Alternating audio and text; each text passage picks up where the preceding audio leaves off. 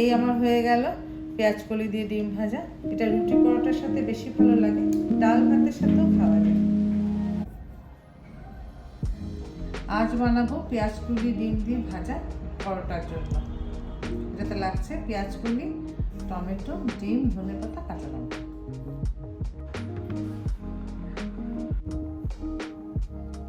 হ্যাঁ, কড়াতে তেল দিলাম।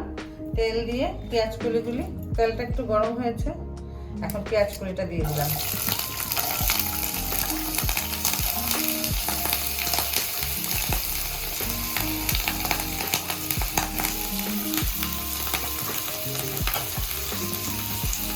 পেঁয়াজ কলিটা দিয়ে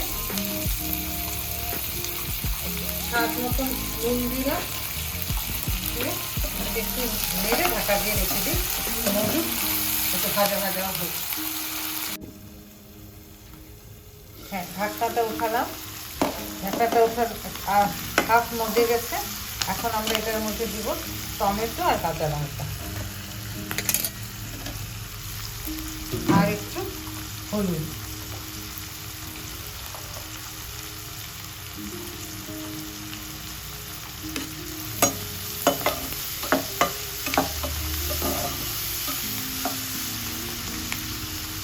দিয়ে আর একটু ঢাকা দিয়ে দিব 2-3 মিনিট।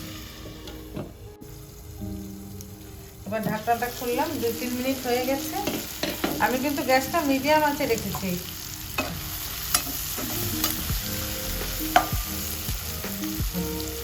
সেদ্ধ হয়ে গেছে মতো। এখন আমি ডিমটা দিয়ে দিব।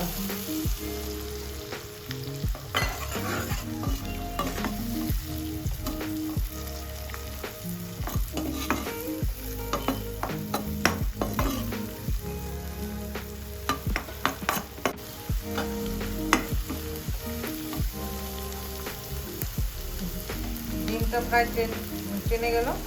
এখন আমরা একটু ধনেপাতা দিয়ে আর একটু নাড়াচাড়া করে নামিয়ে দেবো।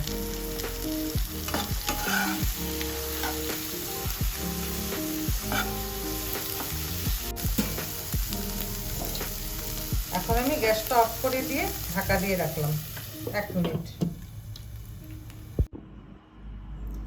একটা পরোটা বানাই আজকে। পরোটাটা দেখাই কি করে বানাবো। এটা পেঁয়াজ কলি ভাজার সাথে যে খাওয়া হবে সেই পরোটাটা।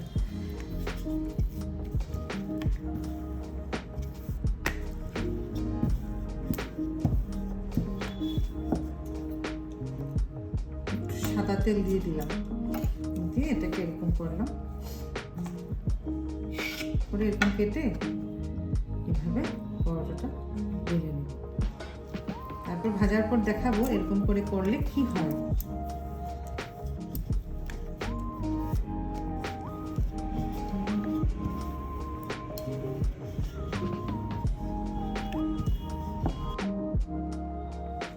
পরোটাটা বেলেছিলাম যে ওরকম করে, কেন বেলেছিলাম, এই যে এইভাবে পার্ট পার্ট খুলে যায়, খেতেও সফট হয়, এর জন্য এইভাবে পরোটাটা করলাম।